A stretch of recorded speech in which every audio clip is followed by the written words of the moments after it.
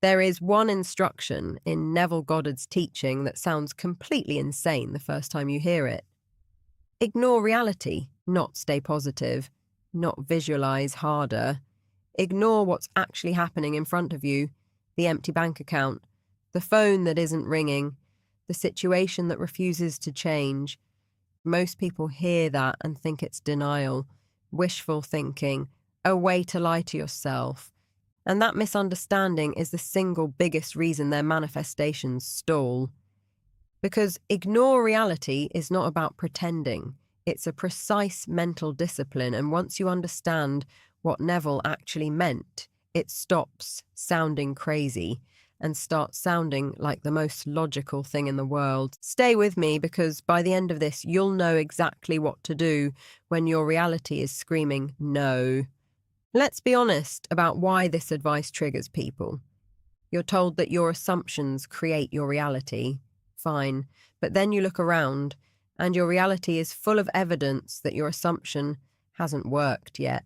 The relationship is still broken. The money still isn't there. The door is still closed. So when someone says, just ignore that, it feels like being asked to walk into a wall and pretend it isn't there. Here's the thing, though. That reaction comes from a misunderstanding of what reality even is in this teaching. Neville drew a line between two things. There's the world of effects, the physical circumstances you can see and touch. And there's the cause behind them, the inner state you're assuming to be true about yourself and your life. The world of effects is always a report.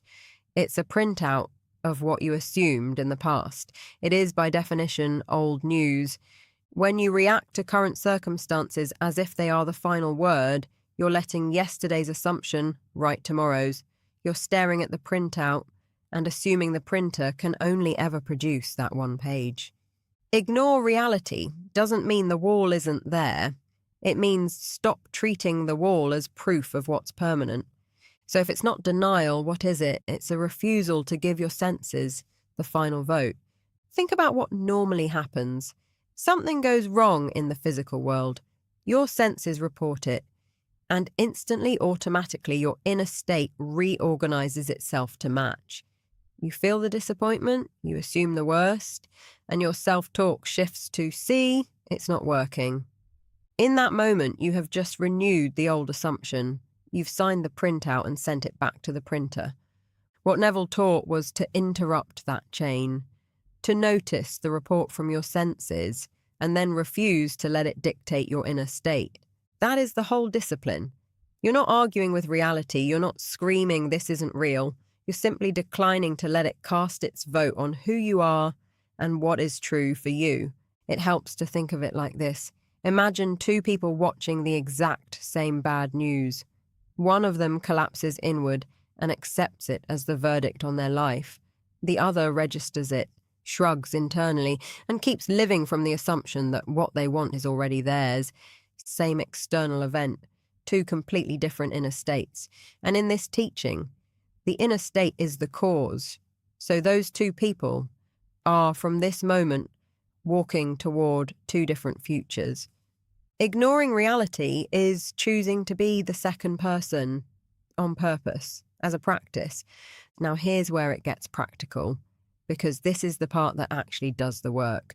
The reason ignore reality matters so much is that manifestation runs on persistence, and reality is the thing that breaks your persistence.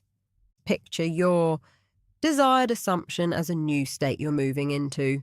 Every time you dwell in it, every time you feel, even for a moment, that it's already done, you strengthen it.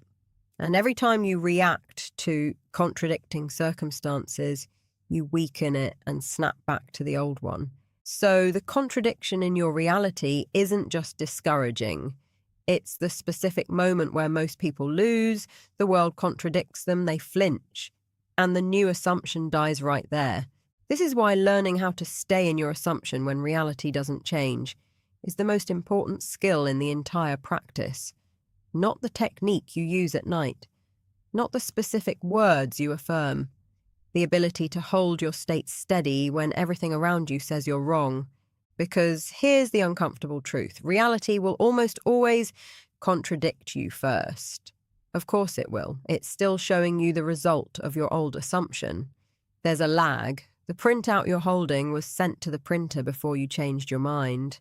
If you abandon the new assumption, every time the old printout shows up, you never give the new one time to become your dominant state. You're planting a seed and digging it up every morning to check if it's grown. Ignore reality is simply the instruction to stop digging up the seed. Let's make this usable. Here is what to actually do in the moment. Reality says no. First, catch the flinch. The work happens in the half second after bad news lands. You'll feel the pull to reorganize your whole inner world around it. Just catching that pull, naming it, there's the flinch, already loosens its grip. You can't refuse a reaction you don't notice. Second, let the fact exist without ruling on it. You don't have to argue the fact away. The bill is real, the silence is real, let it be real.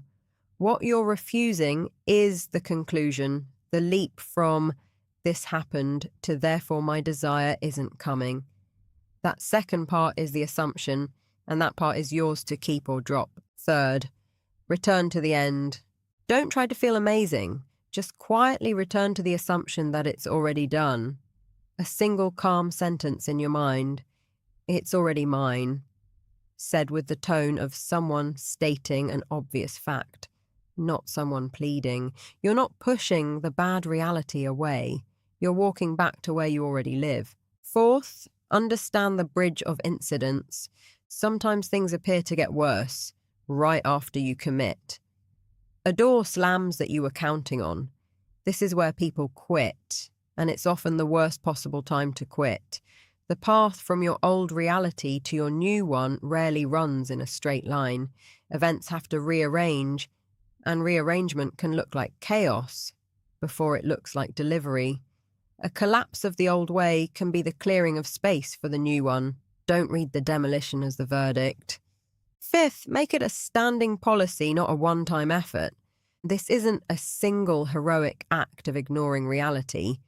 It's a quiet, repeated decision, dozens of times a day, to not let circumstances re-vote on your state. Persistence isn't intensity. It's just refusing to switch back. And here's the shift that makes all of this stop feeling like effort. Stop thinking of it as ignoring reality and start thinking of it as choosing which reality you're loyal to. There are always two in front of you. The one your senses report, old, finished, a printout, and the one you're assuming, alive, chosen, becoming. You're not blocking out the world. You're deciding which version gets your faith.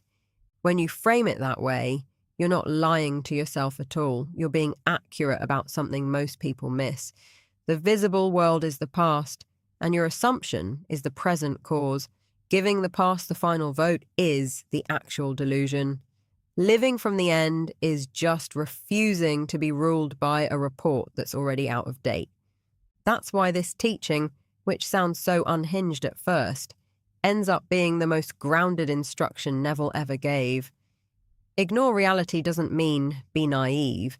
It means stop being governed by yesterday. So let's bring it home. Ignore reality was never about denial. It's the discipline of refusing to let your senses cast the deciding vote on your inner state. Reality is a report of your old assumption, and if you react to it, you renew it. The whole game is persistence.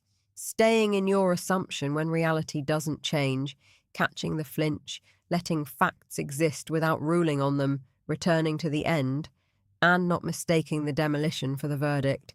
Do that consistently, and the printout has no choice but to catch up to the new page you're holding. If this reframed something for you, the next thing you need is to understand what assumption actually means and why it works faster than everything else you've tried.